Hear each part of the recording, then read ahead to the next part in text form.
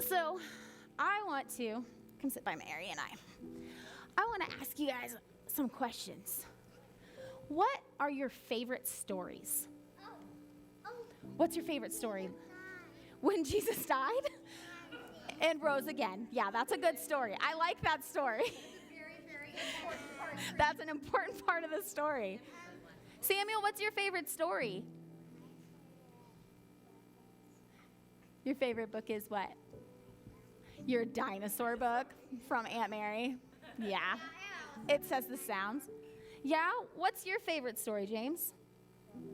Robin Hood. I do love Robin Hood. I have a whole chapter of Robin Hood. That's awesome. Like a chapter book. So, I want to tell you guys, each one of you has a story that you guys are. I know one. Which one, Nehemiah?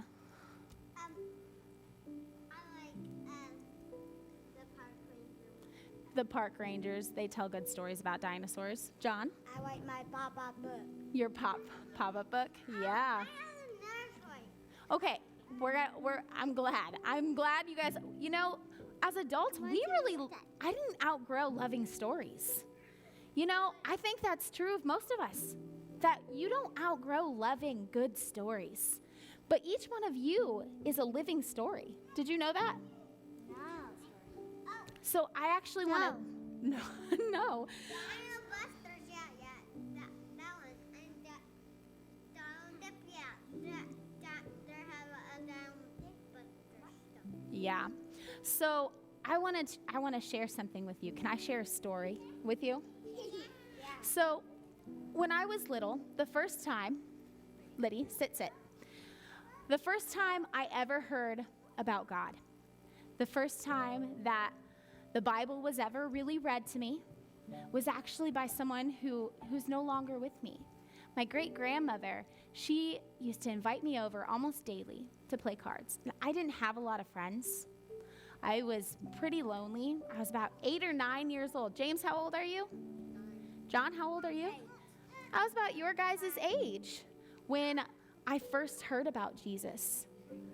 And my great-grandmother, she brought out this huge Bible. Like, you've probably seen it up here sometimes. She had this huge Bible with beautiful paintings in it.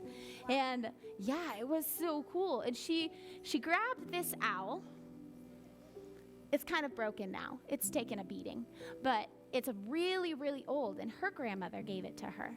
And she grabbed this owl, and she placed it on the table, and she turned to a story actually about Lot in the Bible. And it's actually kind of a sad story, but he was forced to leave his home with his children and his wife because the area was really, really full of sin.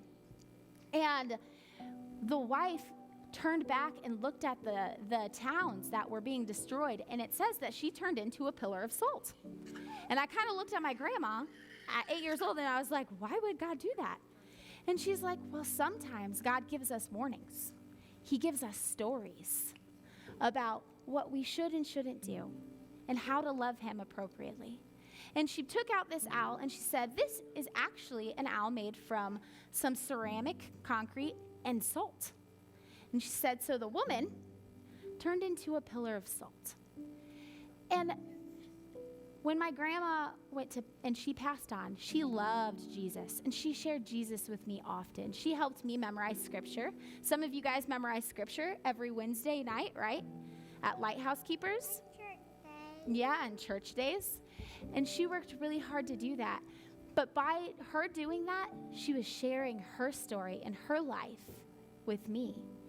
And our job here as your parents and as your pastors and as your church members is to love you guys and share our stories. And so when my grandma passed, she left this for me. She had my name on it, actually, because she had told me a story about Jesus. It was on a sticky note, buddy. The name is not on there anymore. But when we share our stories, we are sharing a part of ourselves with you guys. And you guys are called to share the Jesus that lives inside of you with others as part of your story. Now, I have something else that's very near and dear to me, more so to Aunt Mary, that we're not going to share right here. But Aunt Mary and I have these cookies that are actually gluten-free, which doesn't matter to you guys. But when you guys go downstairs with Aunt Mary later, she's going to share these with you as something that we share of ourselves. We give to you. Oh, thank you.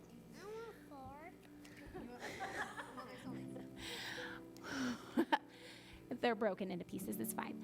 When we share our stories and we share portions of God's story, we're sharing pieces of Him and we're sharing pieces of ourselves.